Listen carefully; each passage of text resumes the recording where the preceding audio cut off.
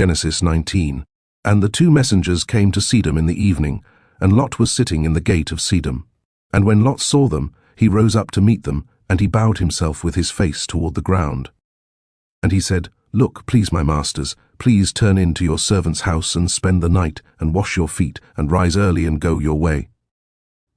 And they said, No, but let us spend the night in the open square. But he urged them strongly, and they turned in to him and came into his house. And he made them a feast, and baked unleavened bread, and they ate. Before they lay down, the men of the city, the men of Sedom, both old and young, all the people, from every part, surrounded the house. And they called to Lot and said to him, Where are the men who came to you tonight? Bring them out to us, and let us know them. So Lot went out to them through the doorway, and shut the door behind him, and said, Please, my brothers, do not do evil. Look, please, I have 2 daughters who have not known a man. Please let me bring them out to you, and do to them as you wish. Only do no deed to these men, because they have come under the shadow of my roof. But they said, Stand back. And they said, This one came in to sojourn, and should he always judge? Now we are going to treat you worse than them. So they pressed hard against the man Lot, and came near to break down the door. But the men reached out their hands and pulled Lot into the house with them, and shut the door. Then they struck the men who were at the doorway of the house with blindness, both small and great, and they wearied themselves to find the door. And the men said to Lot, Have you anyone else here? A son-in-law, and your sons, and your daughters, and whomever you have in the city? Bring them out of this place.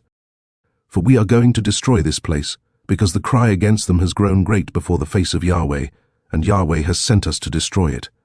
And Lot went out and spoke to his sons-in-law, who had married his daughters, and said, Get up, get out of this place, for Yahweh is going to destroy this city.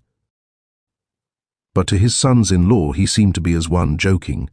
And when morning dawned, the messengers urged Lot to hurry, saying, Get up, take your wife and your 2 daughters who are here, lest you be consumed in the punishment of the city. And while he loitered, the men took hold of his hand, and his wife's hand, and the hands of his 2 daughters, Yahweh having compassion on him, and they brought him out and set him outside the city. And it came to be, when they had brought them outside, that he said, Escape for your life, do not look behind you, nor stay anywhere in the plain. Escape to the mountains, lest you be consumed. And Lot said to them, Oh no, Yahweh. Look, please, your servant has found favor in your eyes, and you have increased your kindness, which you have shown me by saving my life. But I am unable to escape to the mountains, lest calamity overtake me and I die. Look, please, this city is near enough to flee to, and it is small. Please let me escape there. Is it not a small matter? And let my life be saved.